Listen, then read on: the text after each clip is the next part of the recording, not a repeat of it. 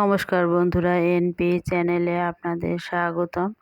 আমি আজকে নিয়ে এসেছি চিড়ে দিয়ে কিভাবে পরোটা বানানো যায়, তাই নিয়ে এসেছি।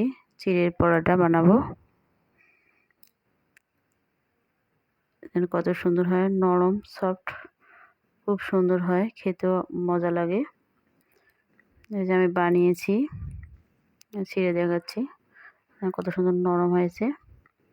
তার জন্য আমি নিয়েছি পাতলা চিড়েটা, বাজার থেকে কিনে নিয়ে এসেছি পাতলা চিড়ে।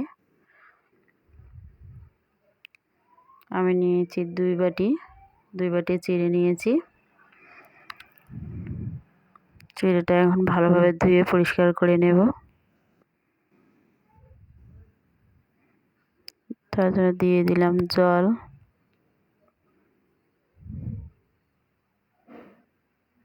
দুই তিনবার ভালোভাবে ধুয়ে পরিষ্কার করে নিতে হবে।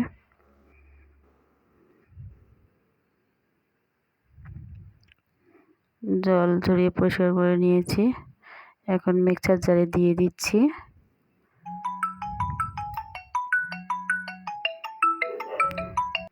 এখন একটা আলু, মাঝারি সাইজে একটা আলু নিয়েছি। আলুটা এখন গ্রেট করে দেব। আমি গ্রেট করে দিচ্ছি।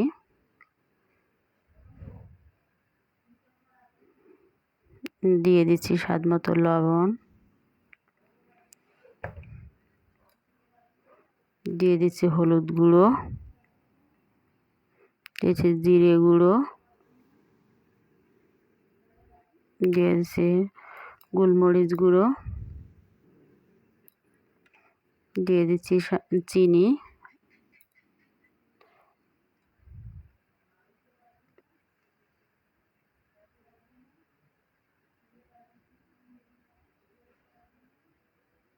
দিয়ে দিচ্ছি কাঁচা লঙ্কা কুচি, দিয়ে দিচ্ছি ধনে কুচি,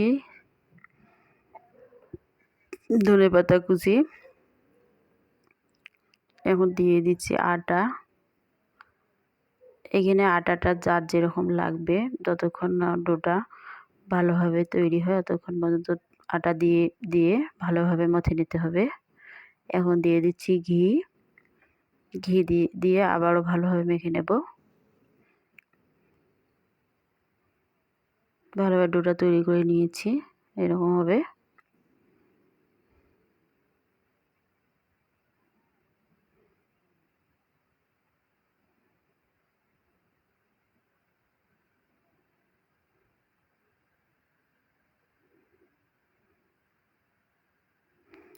এরকম হবে,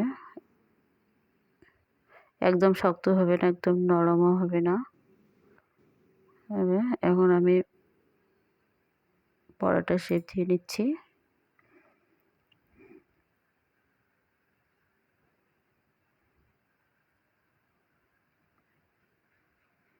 একটা একটু সবগুলো বানিয়ে নেব।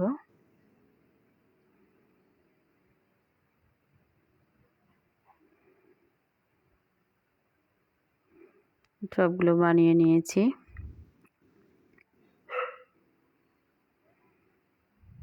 আটা দিয়ে সবগুলো বেলে নেব।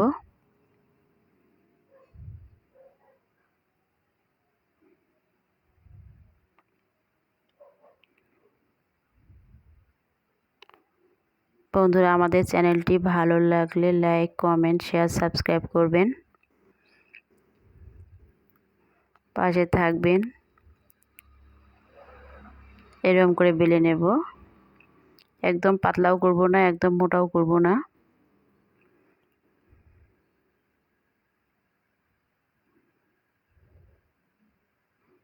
এরকম করে বেলে নেব।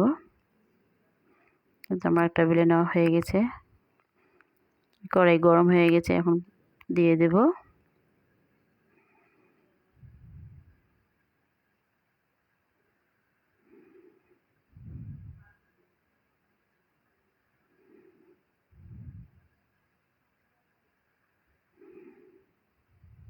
এপিঠ ওপিঠ ভালোভাবে সেঁকে নেব।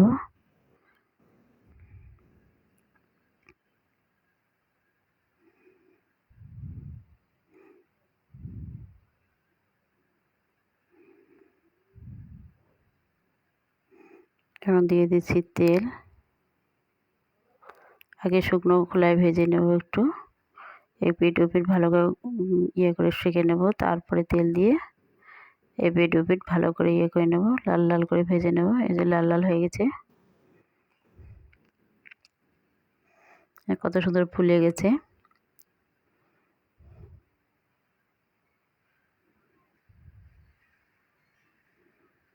লাল লাল করে ভেজে নিয়ে